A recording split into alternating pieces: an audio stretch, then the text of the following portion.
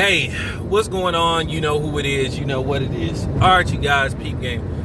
All right, I already know somebody was going to ask me to talk about this or ask what's my opinion of this.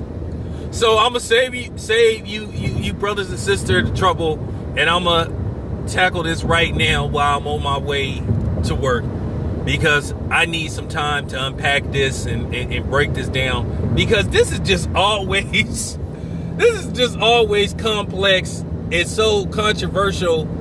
It's just really no real solution to how this works, and it's no real answer to this because it's complicated. Now, in case you guys don't know, Kiki Wyatt has came out.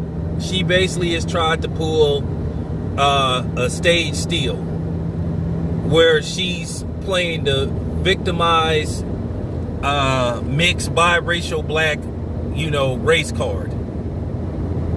And she's basically accusing black people of oppressing her worse than white people. Now, for those who don't know, if you've seen the reality show that Kiki has been on, Kiki Wyatt is a troubled person. She struggled with her weight. She had weight issues. She had a lot of different issues. And Kiki Wyatt is a nice looking woman. She really is. She's a real beautiful woman. But when you started to dig into her past, and I'm going to get to her mother in a second, because I feel like her mother is the blame for her behavior and the way she thinks. Okay, this is just real talk, and I'm gonna unpack that. When it comes to black people as a whole, whether you're light-skinned, dark-skinned, very dark-skinned, or mulatto, biracial, this has always been an issue among our community. All the way going back to the so-called one-drop rule, which I don't believe in the one-drop rule. I think the one-drop rule is complete bullshit. Now, I know that was something that white people came up with, but I'm sorry. If you look white, pass for white, for the most part, you're white.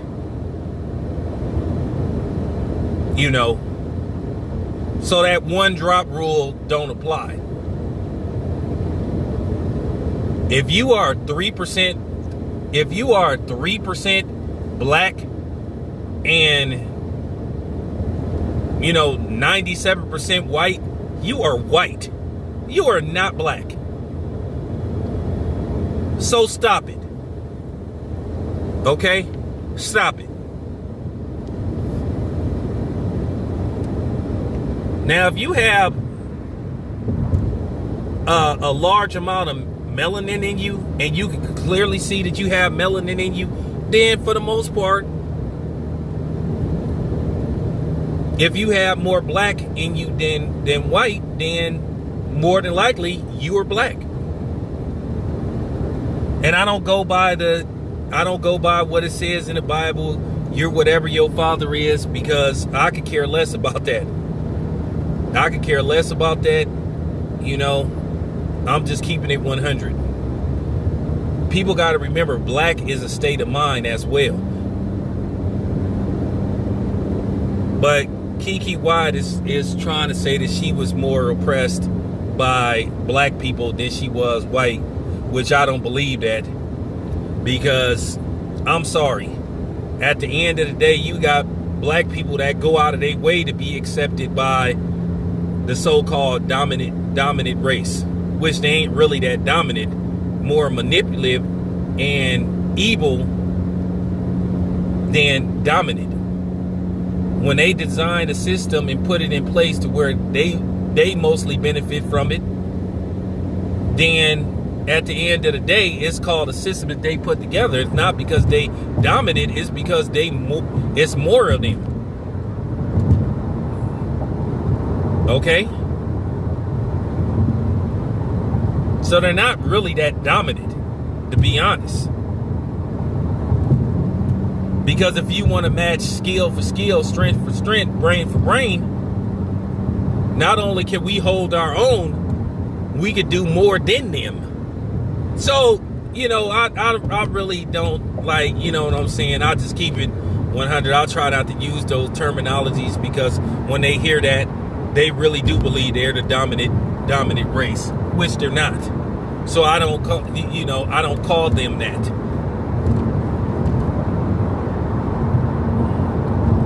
But getting back to Kiki,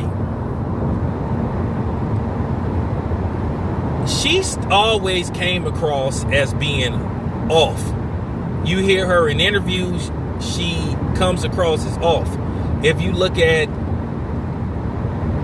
you know, the way sometimes her eyes pop out of her head, her facial gestures, she showed that she's off.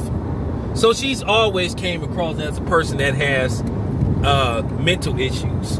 And I think she's kind of hinted to that as well. But when you talk about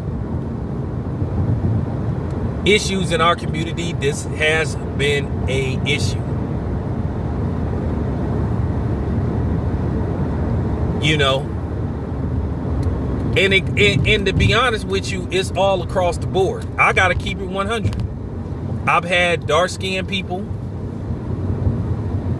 make remarks about me that I didn't take too kindly to, about me being, you know, light-skinned or on the lighter side. You know, you would hear those remarks about light-skinned niggas ain't tough and shit like that. And then on the flip side, you might would hear the light-skinned guys make those jokes about, damn, you hella black and dark-skinned and all. You know, you remember the whole thing with Tommy Sotomayor and Tariq Nasheed, when Tariq Nasheed confronted him at DJ Blad's studio, and basically he was calling him crispy and all that kind of stuff. And then you have, you know, the whole thing with the biracial blacks, the mulattoes, whatever you want to call them. Some people don't look at them as being black, period. Some people call them half-breeds or whatever the case may be. Because you hear that sometimes with Michi X. And for those who don't know, Michi X is a YouTuber who has a black mother and a white father. Now, people love her until she say something that they don't like. Then all of a sudden, you ain't black anyway. So, you know, I heard one dude say, even if you got two black parents and you come out light skinned, you not black. So I heard somebody say that. But I don't believe that Keke Wyatt was just oppressed and overly oppressed by just black people. Because most of the time, white people are not accepting to biracial people. I've seen that. I mean, look at the situation with Andre Ward. Andre Ward has a white father, black mother. And people were still calling Andre Ward the N-word. Okay?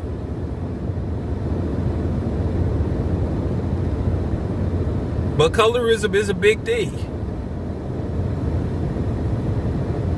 And I kind of laugh at it, because at the end of the day, whether we light-skinned, biracial, or dark-skinned, the white man and the white woman is still calling us niggas, niggers, and whatever.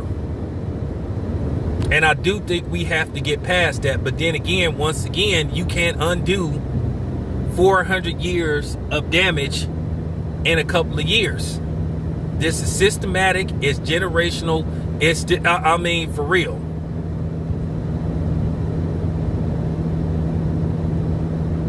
You just can't undo that.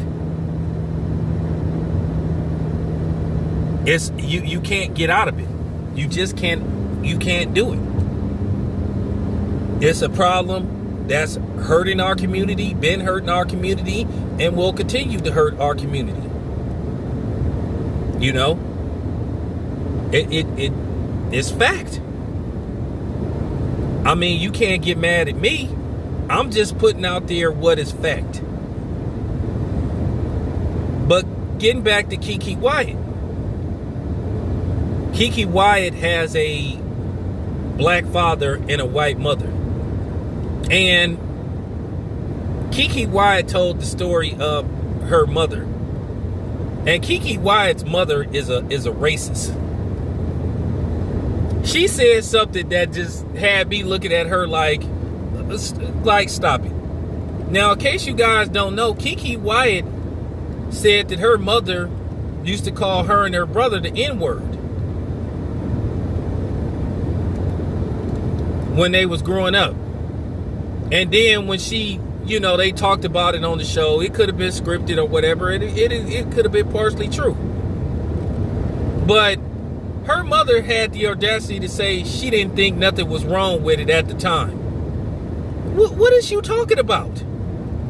Now, I don't know where KeKe Wyatt is from. Somebody put in the comment section where she's from. I don't know where she's from. But yeah, she said her mother used to call her and her brother the N-word. I think she said it was as a sign to like keep them in touch with their black. Man, get out of here. Get out of here. I want to say this.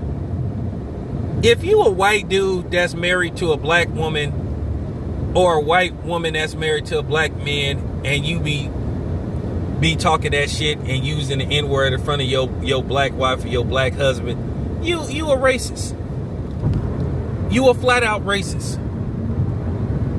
Just because you procreated with a black man or a black woman doesn't mean that you like all blacks. That's been proven time and time again.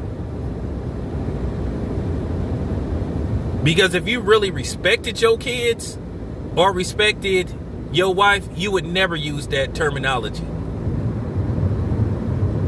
And don't come on here saying, oh, I had black friends that told me it was okay to use that word around them. Well, once again, your black friends don't speak for the entire black community. Because there's plenty of black people like me that don't like hearing people like y'all or other non-blacks use that word. I've never felt comfortable with hearing white people use that word. Or other non-blacks. Like I said, when I used to do Uber, I did Uber for a little while, and I had to check quite a few white people about getting in my car saying that word. And like I said, the worst thing they could do is try to explain to me and say, oh, they grew up in the hood and they have black friends, so it's okay. No, it's not okay for you to say that. And most of the time, people would comply. But you, every once in a while, would have a dude try to argue about it. And then I'll just say, look, dude, if you say it again, I'm going to kick you out my fucking car. Try me. And then it was some white bitch that said it. And she was with a Asian dude. I said, hey, don't say that in my car. Please. Oh, I'm sorry. And we had a stoplight. I turned around, looked at the Asian dude, gave him that look like, hey, bro, what you want to do? So, yeah, if KeKe Wyatt is damaged, she also could be damaged from her white mother. Because people know the history. And people know the history. And if you, a black person, growing up in a household with a white mother, and she calling you the N-word, and you know the history and what it means, you got to look at your mother like, huh? And then if you go over to your white relative's house and you hear them saying the N-word, and they know that you have black in you, you drawn back. Keep in mind, Barack Obama said his white grandparents were racist.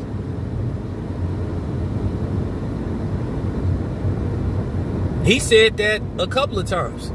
Not that I fuck with Barack Obama, because I never saw Barack Obama as being a real, actual black man. And no, not because he wasn't from the hood, or, you know, he didn't talk in a lot of slang and all that kind of stuff. It's just because I think he didn't relate with black people until he went to college. He was raised in like Hawaii or something. And then they said he went to Kenya a couple of times, spent some time there. So, you know, it is what it is. But for Kiki Wyatt to sit up there and say that she was just oppressed her whole time by just black people, I don't believe that at all. Because you have black men and black women that will go out of their way to associate themselves with, you know, white people or biracial blacks. They figure that's close enough.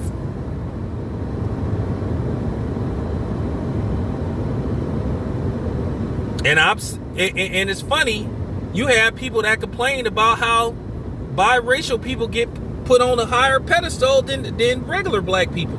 Like I said, I have 2 black parents. Like I said, my biological father was a dark-skinned black man, and my mother is a light-skinned black woman. Now, my siblings, they're darker than me, which is nothing wrong. I never thought I was special or thought that I stood out because I was the lightest out of my mother's children. Never thought that. As far as I'm concerned, I was just a black man. Real talk. So I think part of Kiki Wyatt's mental illness came from her mother. I don't know how much of a role her father played in her life, but I think for the most part, she was raised by her mother. And her mother, like I said, was a racist. Like I said, time and time again, I'm going to continue to debunk that bullshit that white people love to throw in black people's face when you accuse them of being racist. Oh, I'm not a racist. My husband is black. So? So what, bitch? Oh, I'm not a racist. My wife is black. So what? Devil? I mean, you still a devil. You still a she-devil. If you have any kind of prejudice towards a black person, which has been proven time and time again. You just found that one black person that you liked. And sometimes, a lot of the times, people don't even marry outside of their race because they in love. It's like a permanent infatuation or a permanent, you know what I'm saying? I'm just keeping it 100. It could be like a permanent infatuation or a permanent fetish. You know? Thomas Jefferson fathered children with his black female slaves. Did he marry them? He sure still had their asses outside picking cotton and working in the fields and being maids and all that stuff. So let's stop it with that. Let's stop it with that. Don't play those games with me, because it don't work. And I was kind of laughing because it was on a side note, because you know, Synthetic G, or whatever you want to call it, or Divisive G, was doing a live talking about this. And of course, somehow, some way, as usual, she beginning to become very one-dimensional and predictable. And somehow, some way, she tried to put Kiki Wyatt's upbringing on black men. Hilarious. Hilarious. But that shit is just funny to me. But like I said, colorism is just very complex. It really is. It's really no answer to it. And it's you know, because like I said, when it comes to activism, you will have And they talked about that in that movie, A Night in Miami. They talked about colorism and about, you know, sometimes light-skinned people have to go through hell and high water to prove their blackness because they're looked upon and frowned upon by sometimes dark-skinned people. And then the same thing with biracial blacks. They'll be like, dang, you more militant than me. And that's cool because, like I said, there's some black people that's biracial that like, I'm talking about that's really fighting the good fight. Where you have some people that have two black parents and they like, I don't want no parts of this. So, like I said, once again, it's complex. But one thing that I laugh at sometimes that do bother me is the so-called super pro-black militant nigga. You know, and like I said, it's quite a few of them, you know, the dudes that just are so black, so militant, to where you just be like, wow. And then these will be the same dudes that will procreate with everybody but a black woman. But then they will be questioning everybody else's blackness. Fucking hilarious. So like I said, this is a complex situation. It's really no solution or answer to this because at the end of the day, it's a form of oppression. There's a such thing as racial oppression. It is. That's what colorism is in our community. And it sucks. I don't like it. But as far as Keke Wyatt go, Keke Wyatt has never been playing with a full deck. At the end of the day, I hope the sisters don't take this wrong, but look at Keke Wyatt's history. She has 8 children by 3 different men. And she pushing 40 if I'm not mistaken. I think she was born in 1982. So I think she like 39.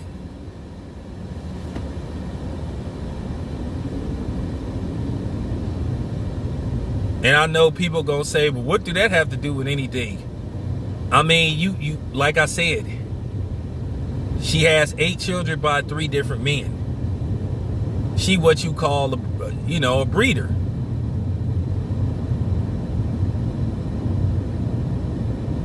You know, I could use another terminology, but I'm not gonna disrespect her like that. But you have to question her personality. I think, like I said, that she is mentally not there. And a lot of people think that about her, that she's mentally not there. You've just heard her say things over the years. And she can't. And you have to ask yourself, a woman that look as good as she do, and she can't keep a man long term, once again, this come down to you have to look at her. Because this is another problem in our community. We never want to look at us when these things happen. Because like I said, I came from failed relationships, and at first I would always blame the other person, and then I had to fix myself. I had to look in the mirror and say, well, damn, what am I doing? Like I said, I had a terrible marriage that failed. I put most of the blame on her on why the marriage failed, but at the end of the day, guess who else has to take accountability? Me. You know why? Because I said I do when I should have said, no, I don't. So I had a chance to get the hell away from her, and I chose not to. Well, then again, I couldn't leave. And I don't want to get into that. I'll save that for another video. But you have to ask yourself, for real, What am I doing wrong? And like I said before, when you got a woman that look like Kiki, and no, not because she light-skinned, you know, not because she light-skinned, because some people be thinking that too. Oh, you just said she fine because she light-skinned. You don't like dark. First of all, the woman that I'm with is dark-skinned, and my son's mother is very dark-skinned. So stop it. Nice try though. But I say this once again, she has 8 children by 8 different men. And I think she's been married at least 2 times. So once again, you have to ask yourself, and people have to ask themselves, why can't she keep a man?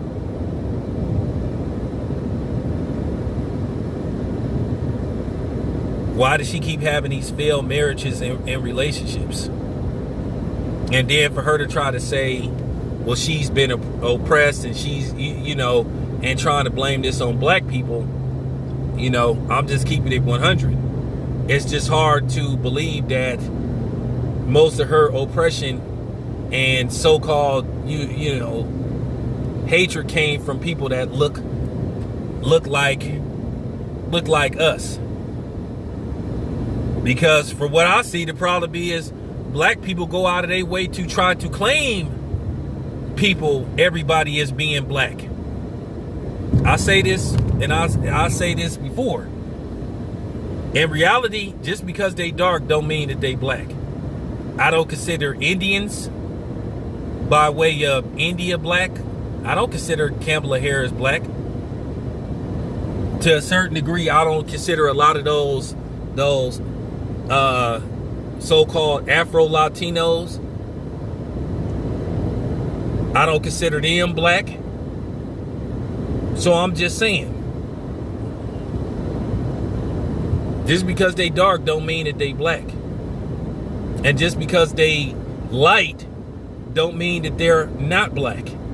So, you know, once again, I have no clear answer to this, but I'm just giving my honest perspective. This is a conversation we need to continue to have and see how we can fix this. Because it's just really, it's complex. It's complex as hell. But anyway, appreciate y'all for listening. This your boy Town Biz, man. I'm out.